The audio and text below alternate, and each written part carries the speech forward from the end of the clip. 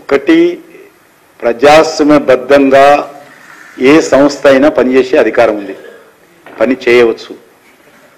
ప్రజాస్వామ్య వ్యతిరేకంగా తుపాకీ గొట్టం ద్వారానే, రక్తపాతం ద్వారానే, హింస ద్వారానే మేము రాజ్యాధికారం సంపాదించుకుంటామంటే డాక్టర్ బాబాసాహెబ్ అంబేద్కర్ ఇచ్చినటువంటి రాజ్యాంగం వ్యతిరేకం ఇది. కాబట్టి ఒక దిక్కు చాలా పెద్ద ఎత్తున అమాయకులైనటువంటి ప్రజలైన ఇన్ఫార్మర్స్ పేరు మీద, పొట్ట పూటి కోసం ఉద్యోగంలో చేసినటువంటి పోలీస్ కానిస్టేబుల్ల మీద వందలాది మందిని హత్య చేస్తూ ఉంటే రాజ్యాంగబద్ధంగా ఎన్నికైనటువంటి ప్రభుత్వ బాధ్యత అందరికీ రక్షణ కల్పించాల్సిన అవసరం ఉంది. సివిలియన్స్ చేతుల్లో AK-47లు పెట్టుకొని తిరగడం అనేటువంటిది మంచిది కాదు. కాబట్టి ప్రభుత్వ బాధ్యతగా వాళ్ళు చేస్తూ ఉన్నారు.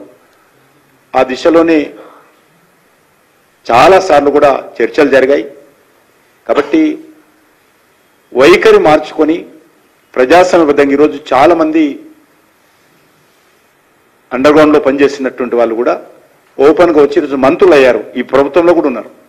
అట్లా ఎవరైనా రావచ్చు, దానికి ఏ అభ్యంతరం లేదు. ఈరోజు ఈ ప్రభుత్వంలో కూడా చాలామంది మంత్రులయ్యారు. ఇన్ఫార్మర్స్ పేరు మీద సర్పంచ్లు అయితే ట్రైబల్స్ను, దళితులను అనేక మందిని చంపారు. కాబట్టి అది మంచి ఈరోజు మారుతున్నటువంటి జీవన విధానంలో, మారుతున్నటువంటి పరిస్థితుల్లో ఈరోజు ప్రజల ఆమోదం లేదు. దానికి హింసకు ఆమోదం లేదు ప్రజలు. కాబట్టి ప్రజలలో మార్పు వచ్చింది. ప్రజల ఆలోచన విధానంగా జనజీవన స్రవంతిలోకి రావాలి. మేము మా ప్రభుత్వం కూడా విజ్ఞప్తి చేసింది. జనజీవన స్రవంతిలోకి వచ్చి వాళ్ళు ఏ రకమైనటువంటి ఉద్యమైనా చేయవచ్చు. మీకు ఎందుకు, మేము రైతుల ఉద్యమం జరిపితే మేము విడ్రా చేసుకున్నాం. కాబట్టి ప్రజా ఉద్యమానికి మించి ఈ రకమైనటువంటి తుపాకుల ద్వారానో హింస ద్వారానో ఎవరు ఏమి సాధించరు. మనలాంటి దేశంలో, ఏ దేశంలో ఏమైందో తెలియదు, మనలాంటి దేశంలో శాంతి కాముకులైనటువంటి మనలాంటి భారతదేశంలో డాక్టర్ బాబాసాహెబ్ ఇచ్చినటువంటి ఈ యొక్క రాజ్యాంగంలో హింసకు తావులేదు. గంతే.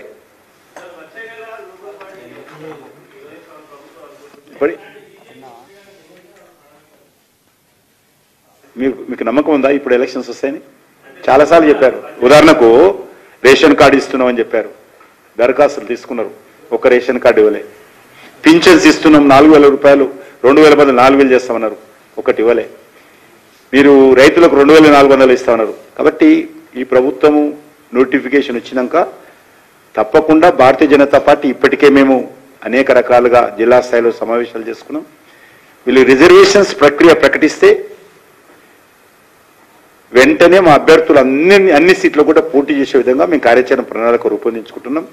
ఆ దిశలోనే పొత్తులు అనేటువంటి సమస్యనే ఉండదు. స్వతంత్రంగా పోతా ఉన్నాం. ఎక్కడైతే పార్టీ గుర్తుంటే పార్టీ గుర్తు మీద పోటీ చేస్తాం. పార్టీ గుర్తు లేనటువంటి స్థానాలలో మా పార్టీ కార్యకర్తలు మా పార్టీ తరఫున పోటీ చేస్తారు.